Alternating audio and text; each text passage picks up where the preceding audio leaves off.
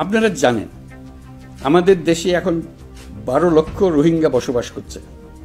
প্রায় 1 লাখ রোহিঙ্গা এসছে 2023 সাল থেকে 2024 সালের সেপ্টেম্বর সময়কালে, যখন রাখাইন রাজ্যে ব্যাপক যুদ্ধাবস্থা বিরাজ করছিল। সেখানে চলমান সংঘাত ও মানবিক পরিস্থিতির কারণে এখনও অনেকে আসতে চেষ্টা করছেন। রোহিঙ্গাদের বাংলাদেশে আসা বন্ধ করতে এবং যারা ইতিমধ্যে বাংলাদেশে অবস্থান করছেন তাদের প্রত্যাবাসনের জন্য আমরা উদ্যোগ নিয়েছি। আমরা যখন দায়িত্ব গ্রহণ করেছিলাম তখন রোহিঙ্গা ইস্যুটিকে প্রায় মৃত অবস্থায় পেয়েছিলাম। আন্তর্জাতিক এজেন্ডা থেকে ইস্যুটি ঝরে পড়েছিল। সেই অবস্থা থেকে আমরা ইস্যুটিকে বিশ্ববাসীর দৃষ্টির সম্মুখভাবে নিয়ে আসতে পেরেছি। আমি গত বছর সেপ্টেম্বর মাসে জাতিসংঘ সাধারণ পরিষদে রোহিঙ্গা বিষয়ক একটি আন্তর্জাতিক সম্মেলন অনুষ্ঠানের আহ্বান জানিয়েছিলাম। আপনারা জেনে খুশি হবেন, জাতিসংঘের সকল সদস্য রাষ্ট্র এই বিষয়ে একমত হয়েছে এবং তারা একটি উচ্চ পর্যায়ের আন্তর্জাতিক সম্মেলন আয়োজনের সিদ্ধান্ত নিয়েছে। এই বছর সেপ্টেম্বর মাসে যুক্তরাষ্ট্রের নিউ ইয়র্কে এই সম্মেলনটি অনুষ্ঠিত হবে। একই সাথে রোহিঙ্গাদের প্রত্যাবাসনের জন্য আমরা আন্তর্জাতিক জনমত গঠন করতে পেরেছি। গত মার্চ মাসে বাংলাদেশ সফরে এসে জাতিসংঘের মহাসচিব অ্যান্টোনিও গুতেরেস পরিষ্কারভাবে ঘোষণা করেছেন যে মিয়ানমারের প্রত্যাবাসনই রোহিঙ্গা সমস্যার একমাত্র সমাধান। প্রত্যাবাসনের বিষয়ে আরেকটি বড় অগ্রগতি হচ্ছে মিয়ানমার সরকার কর্তৃক প্রত্যাবাসনযোগ্য রোহিঙ্গাদের সর্বপ্রথম তালিকা ঘোষণা। গত এপ্রিল মাসে ব্যাংককে বিমস্টেক সম্মেলনের সাইডলাইনে আলোচনার সময় মিয়ানমার সরকার প্রথমবারের মতো 1,80,000 রোহিঙ্গা প্রত্যাবাসনযোগ্য বলে ঘোষণা করেছে।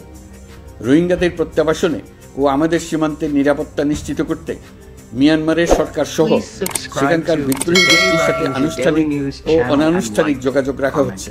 আমরা যত দেশেই সফর করেছি সব দেশেই রোহিঙ্গা সংকট মোকাবেলায় রাষ্ট্রীয় নেতা ও সরকারের প্রতিনিধিদের সঙ্গে আলোচনা করেছি, তাদের সহযোগিতা চেয়েছে। তারা ইতিবাচকভাবে আমাদের আহ্বানে সাড়া দিয়েছে। জাতিসংঘের মহাসচিব গত মার্চ মাসে ঢাকা সফরকালে রাখাইন রাজ্যে মানবিক বিপর্যয়ের মোকাবেলার জন্য একটি ত্রাণ চ্যানেলের প্রস্তাব করেছিলেন। তিনি বলেছিলেন এই প্রস্তাবটি রোহিঙ্গাদের প্রত্যাবাসনে সহায়ক হবে। বিষয়টি প্রস্তাব পর্যায়ে রয়ে গেছে। আমরা লক্ষ্য করেছি রাখাইনের জন্য বাংলাদেশ করিডোর দিয়ে দিয়েছে বলে একটা অপপ্রচার চালানো হচ্ছে। আমি সুস্পষ্টভাবে বলছি, এটা সর্বৈব মিথ্যা। এটা ছিলে কান নিয়ে যাওয়ার গল্প। যারা অসত্য কল্পকাহিনী বানিয়ে বাংলাদেশের মানুষকে ক্রমাগত বিভ্রান্ত করে অশান্তি সৃষ্টিতে নিয়োজিত, এটা তাদেরই শিল্পকর্ম। আপনারা এ বিষয়ে হুঁশিয়ার থাকবেন, কোনোভাবেই বিভ্রান্ত হবেন না। এসব অপপ্রচার সত্ত্বেও আমরা লক্ষ্যচ্যুত হব না। এই জটিল সমস্যাটি সমাধানে আমাদের কাজ চালিয়ে যাব। আসসালামু আলাইকুম রাহমাতুল্লাহি ওয়া বারাকাতুহু। আজকে আমার ভিডিওটা ডক্টর মোহাম্মদ ইউনূস স্যারের প্রতি। আমি একজন মালয়েশিয়ান প্রবাসী হিসাবে ডক্টর মোহাম্মদ ইউনূস স্যার বাংলাদেশের প্রতিনিধি হয়ে মালয়েশিয়াতে আগমন করতেছে, তার জন্য অসংখ্য ধন্যবাদ।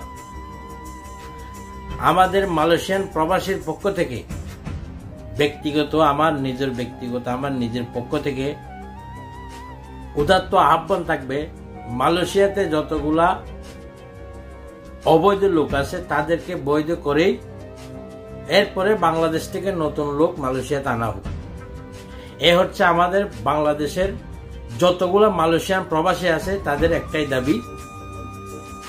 নাম্বার 2, আপনি মালয়েশিয়াতে যতগুলা বাংলাদেশের নাগরিক বন্দী আছে তাদেরকে বিচার প্রক্রিয়া শেষ করে হোক দ্রুত সময়ে, হয় মালয়েশিয়াতে ছেড়ে এদেরকে বৈধ করা হোক, না হয় বাংলাদেশের নাগরিক বাংলাদেশে নিয়ে যাওয়া হোক। নাম্বার 2 নাম্বার দাবি। 3 নাম্বার, আমাদের পার্শ্ববর্তী দেশ আরাকান রোহিঙ্গা মুসলমান, হাজার হাজার রোহিঙ্গা মুসলমান মালয়েশিয়ার জেলখানার ভিতরে আছে, এদের খোঁজ খবরও নাই অনেকের। তো আপনি একজন বিশ্ব লিডার হিসেবে, আপনি একজন আন্তর্জাতিক লিডার হিসেবে, সারা পৃথিবীর মধ্যে 12 জন লিডার আছে, তার মধ্যে আপনি একজন। আপনি কথা বললে এমন কোন রাষ্ট্রপ্রধান নাই যে সে কথা ফেলতে পারে। তার জন্য আপনার কাছে আমার বিনত অনুরোধ থাকবে, মালয়েশিয়াতে যতগুলা আমার রোহিঙ্গা ভাইয়েরা জেলের ভিতরে কোনো বিচার নাই, কিচ্ছু নাই, অনেক রোহিঙ্গা ভাইদের প্রতি কোনো খবর বার্তা কিচ্ছু নাই, তাদেরকে যেন অতি শীঘ্রই বের করে দিয়ে স্বাভাবিক জীবনযাপন করতে পারে ওরকম একটু আপনি সুপারিশ করবেন মোহাম্মদ আনোয়ার ইব্রাহিমের কাছে। কেননা ওরা আমাদের পার্শ্ববর্তী মুসলমান, আর আপনি একজন ইন্টারন্যাশনাল লিডার, আর আপনি একজন বাংলাদেশের অস্থায়ী বা স্থায়ী আপনি একজন দায়িত্বশীল ব্যক্তি হিসাবে অবশ্যই সেই কথাটা বলবেন। এটা আমার ব্যক্তিগত পক্ষ থেকে দাবি রইল। 4 নম্বর দাবি, মালয়েশিয়ার শ্রমবাজার যেন সিন্ডিকেটের কাছে না যায়, দালাল চক্রের কাছে না যায়, তার জন্য আপনাকে মানে খুব হুঁশিয়ারে সবকিছু পরিচালনা করতে হবে। নাম্বার 5, বাংলাদেশে জেলের ভিতরে এখনো রোহিঙ্গা 40 লাখ রোহিঙ্গার যে ব্যক্তিটা কমিউনিটি, যে ব্যক্তিটা প্রতিনিধি করে, তার নাম আতাউল্লাহ জুনুনি, এখনো তিনি বন্দী আছেন।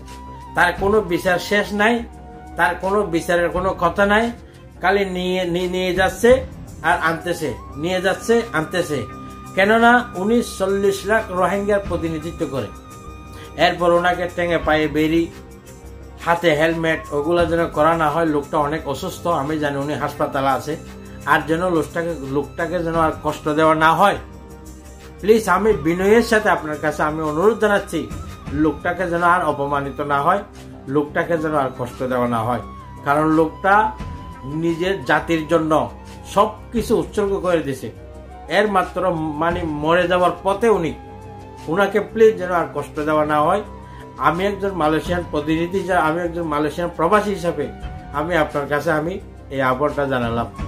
দ্বিতীয়, ওনাদেরকে যতজনকে ধরা হয়েছে বিচার প্রক্রিয়া সবকিছু মাফ করে দিয়ে আপনি থাকাকালীন সময় ওনাকে যেন জেল থেকে বাইর করে দেওয়া হয়। প্লিজ ডক্টর ইউনূস স্যারের প্রতি আমার দৃষ্টি আকর্ষণ থাকবে।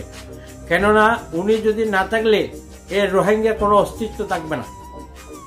ডক্টর ইউনূস স্যার আপনাকে বলতেছে, যদি আতাউল্লাহ যদি লিডারগিরি না করে, আতাউল্লাহ যদি প্রতিনিধি না করে, রোহিঙ্গা ভাইদের প্রতি যদি উনি লিডার হয়ে না দাঁড়ায়, তাহলে রোহিঙ্গাদের জন্য কথা বলার কোনো লিডার নাই।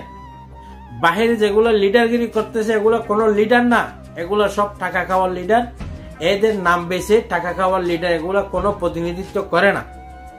আপনার জানা উচিত, আপনি একজন চট্টগ্রামের লোক, আমার শুদ্ধ ভাষা, আপনি হয়তো আমার কথা তেমন একটা আমার শুদ্ধ ভাষা মানে স্পষ্ট না, তবে আপনি বুঝে নেবেন, আমার যতগুলা রোহিঙ্গা ভাইয়েরা আছেন প্রতি একজন করে যদি আপনি ভিডিওটা শেয়ার না করেন, আপনার কাছে আমি কাল কিয়ামতের মাঠে আমি দাবি করব আপনার সাথে। যদি আপনার সামনে ভিডিওটা পড়ে আপনার সাথে সাথে ভিডিওটা শেয়ার করে দিবেন।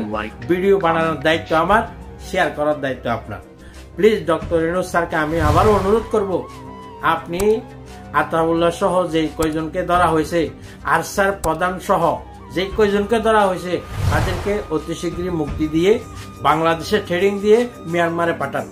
এরা ওখানে যায় যুদ্ধ করবে, টাকা লাগুক, পয়সা লাগুক, ধন লাগুক, সম্পত্তি লাগুক, যা দেওয়া লাগে, আমরা বাংলাদেশের পার্শ্ববর্তী যে লোক আমরা আছি, আমরা